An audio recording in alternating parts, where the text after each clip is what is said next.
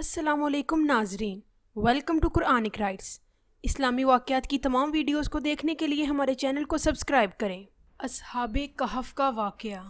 اللہ کے حکم سے 300 سال غار میں سونے والے اصحاب کہف کون تھے؟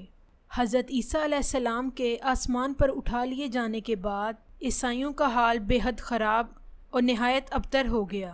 لوگ بت پرستی کرنے لگے اور دوسروں کو بھی بت پرستی پر مجبور کرنے لگے۔ خصوصاً ان کا بادشاہ دقیانوس تو اس قدر ظالم تھا کہ جو شخص بت پرستی سے انکار کرتا وہ اسے قتل کر دیتا۔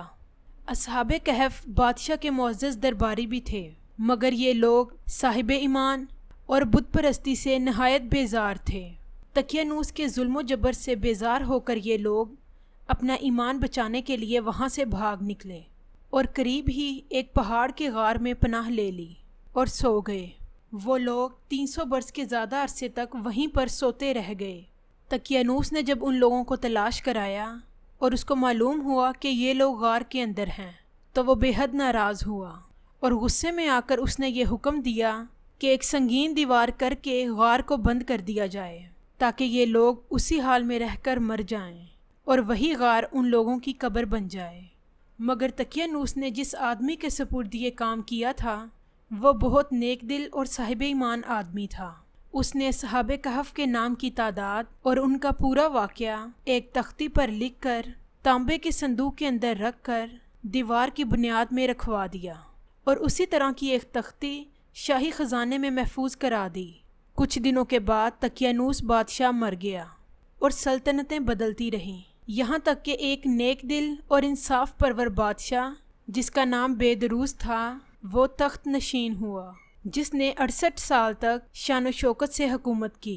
اس کے دور میں مذہبی فرقہ بندی شروع ہو گئی اور بعض لوگ مرنے کے بعد اٹھنے اور قیامت کو ماننے سے انکار کرنے لگے۔ قوم کا یہ حال دیکھ کر بادشاہ رنج و غم میں ڈوب گیا۔ وہ تنہائی میں ایک مکان کے اندر بند ہو کر خداوند قدوس عزوجل کے دربار میں دعائیں مانگنے لگا۔ یا اللہ، کوئی ایسی نشانی ظاہر فرما دے تاکہ لوگوں کو مرنے کے بعد زندہ ہونے اور قیامت کا یقین ہو جائے۔ بادشاہ کی یہ دعا مقبول ہو گئی اور اچانک بکریوں کے ایک چرواہے نے اپنی بکریوں کو ٹھہرانے کے لیے اسی غار کو منتخب کیا اور دیوار کو گرا دیا۔ دیوار گرتے ہی لوگوں پر ایسی دہشت طاری ہو گئی کہ دیوار گرانے والے خوف کے مارے وہاں سے بھاگ گئے اور اصحاب کہف اللہ کے حکم سے اپنی نیند سے بیدار ہو کر اٹھ بیٹھے اور ایک دوسرے سے سلام و کلام کرنے میں مشغول ہو گئے۔ جب ان لوگوں کو بھوک لگی تو ان لوگوں نے اپنے ایک ساتھی سے کہا کہ تم بازار جا کر کچھ کھانے کے لیے لے آؤ اور خاموشی سے یہ معلوم کرو کہ دقیانوس ہمارے بارے میں کیا جانتا ہے۔ یملیخا غار سے نکل کر بازار کی طرف گئے اور یہ دیکھ کر حیران رہ گئے کہ ہر طرف اسلام کا چرچا ہے اور لوگ اعلانیت کے طور پر حضرت عیسیٰ علیہ السلام کا کلمہ پڑھ رہے ہیں۔ یملیخا یہ منظر دیکھ کر حیران ہو گیا۔ یا الہی، یہ کیا ماجرا ہے؟ اس شہر میں اسلام کا نام لینا بھی جرم تھا، آج انقلاب کہاں سے آ گیا؟ پھر یملیخا ایک دکان سے کھانا لینے گیا اور دقیانوس کے زمانے کا روپیہ نکال کر دیا جس کا چلن بند ہو چکا تھا، بلکہ اب اس سکے کا دیکھنے والا بھی کوئی باقی نہیں رہ گیا تھا۔ اس آدمی کو شک ہوا کہ شاید اس آدمی کو کوئی پرانا خزانہ مل گیا ہے، چنانچہ دکاندار نے اسے حکام کے سپرد کر دیا اور حکام نے ان سے خزانے کے بارے میں پوچھنا شروع کر دیا اور کہا، بتاؤ خزانہ کہاں ہے؟ یملیخا نے کہا، کوئی خزانہ نہیں، یہ ہمارا روپیہ ہے۔ حکام نے کہا، ہم کس طرح مان لیں کہ یہ روپیہ تمہارا ہے؟ یہ سکہ تو 300 برس پرانا ہے اور صدیاں گزر گئی ہیں، اس سکے کا چلنا بند ہو چکا ہے اور تم ابھی جوان ہو، لہٰذا صاف صاف بتاؤ کہ ماجرا کیا ہے۔ یملیخا نے ان سے کہا کہ تم لوگ یہ بتاؤ دقیانوس بادشاہ کا کیا حال ہے؟ حکام نے کہا کہ آج روئے زمین پر اس نام کا کوئی بادشاہ نہیں ہے۔ ہاں، سینکڑوں سال گزر گئے، اس نام کا ایک بے ایمان بادشاہ گزرا ہے جو بت پرست تھا، ابھی کل ہی تو ہم اس کے خوف سے جان اور مال بچا کر بھاگے ہیں۔ میرے ساتھی پاس ہی ایک غار میں موجود ہیں، تم لوگ میرے ساتھ چلو، میں تم لوگوں کو اپنے ساتھیوں سے ملا دیتا ہوں۔ چنانچہ حکام اور شہری ایک کثیر تعداد میں غار کے پاس پہنچے۔ اصحاب کہف یملیخا کے انتظار میں تھے۔ جب ان لوگوں نے دیکھا کہ یملیخہ ابھی تک نہیں آیا تو ان لوگوں نے اندازہ لگایا کہ شاید یملیخہ کو گرفتار کر لیا گیا ہے، اور جب غار کے منہ پر بہت سے آدمیوں کا شور و غل دیکھا کہ دقیانوس کی فوج ہماری گرفتاری کے لیے آئی ہے، یہ لوگ ذکر الہی اور استغفار میں مشغول ہو گئے۔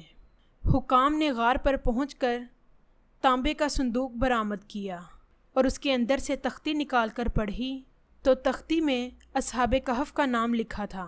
اس میں یہ بھی لکھا تھا کہ یہ مومنوں کی جماعت اپنے دین کی حفاظت کے لیے دقیانوس بادشاہ کے خوف سے اس غار میں پناہ گزیر ہوئی ہے۔ تو دقیانوس نے خبر پا کر اس غار کو ایک دیوار سے بند کروا دیا۔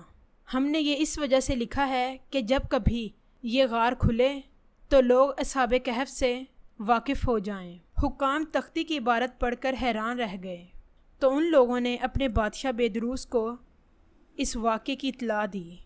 فوراً ہی بادشاہ اپنے ہمراہ کچھ لوگوں کو لے کر غار کے پاس پہنچا تو اصحاب کہف نے غار سے نکل کر بادشاہ سے ملاقات کی اور اپنی کہانی بیان کی۔ یہ سنتے ہی بادشاہ سجدے میں گر گیا اور اللہ کا شکر ادا کرنے لگا کہ میری دعا قبول ہو گئی، اور اللہ تعالیٰ نے ایک ایسی نشانی ظاہر کر دی کہ موت کے بعد دوبارہ زندہ ہونے پر سب کو یقین آ گیا۔ اصحاب کہف بادشاہ کو دعائیں دینے لگے کہ اللہ تعالیٰ تیری بادشاہی کی حفاظت فرمائے، اب ہم تمہیں اللہ کے سپرد کرتے ہیں۔ پھر اصحاب کہف نے بادشاہ سے السلام علیکم کہا اور غار میں داخل ہو گئے اور سو گئے۔ اسی حالت میں اللہ تعالیٰ نے انہیں وفات دے دی۔ بادشاہ نے لکڑی کا ایک صندوق بنا کر اصحاب کہف کی مقدس لاشوں کو اس کے اندر رکھوا دیا، اور اللہ تعالیٰ نے اصحاب کہف کا ایسا رعب انسانوں کے دلوں میں ڈال دیا کہ کسی کی مجال نہیں کہ وہ غار کے منہ تک جا سکیں۔ اس طرح اصحاب کہف کی لاشوں کی حفاظت کا سامان اللہ تعالیٰ نے کر دیا۔ پھر بادشاہ نے غار کے منہ پر ایک مسجد بنوا دی، اور بادشاہ نے سال میں ایک دن مقرر کر دیا کہ جس دن تمام لوگ عید کی طرح اس دن بھی یہاں زیارت کے لیے آئیں گے۔